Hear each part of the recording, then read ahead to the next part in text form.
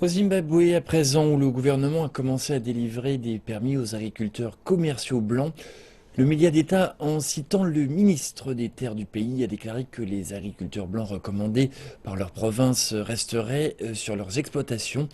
Le programme de réforme des terres du Zimbabwe a commencé en 2000. Au moins 3800 agriculteurs blancs ont acquis leur exploitation au cours des 15 dernières années. Il en reste environ 300 et ils ont peur de perdre leurs biens.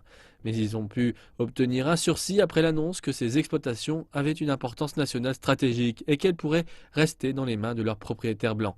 Cette annonce a été pour la première fois soulevée l'an dernier et ensuite saluée comme une victoire pour le pragmatisme économique sur l'opportunisme politique.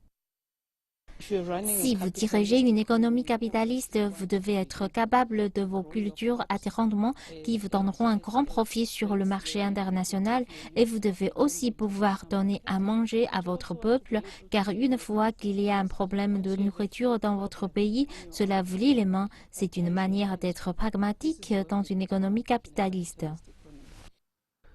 La production des grandes exploitations a chuté après le début de la redistribution des terres. Certains l'ont récupéré, mais à l'exception du tabac, ils ont des niveaux de production d'avant 2000. Les agriculteurs blancs souhaitent des compensations, une chose que le gouvernement n'accepte pas. Si en tant qu'agriculteur possédant ma propre terre, qui a été acquise, et que désormais je vais avoir un bail, cela ne va certainement pas fonctionner.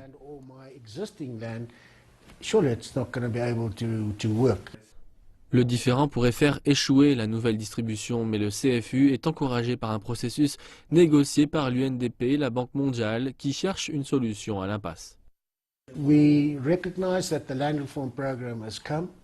Nous reconnaissons que le programme de la réforme de la terre est en place. Nous reconnaissons qu'il y a des zones de conflit.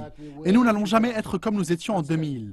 Prenons note de cela, mais trouvons une solution amicale et rendons la terre disponible pour toutes les classes d'agriculteurs, dont les Blancs. Malgré les rapports, le syndicat doit à présent discuter avec tous les membres concernés par ces baux.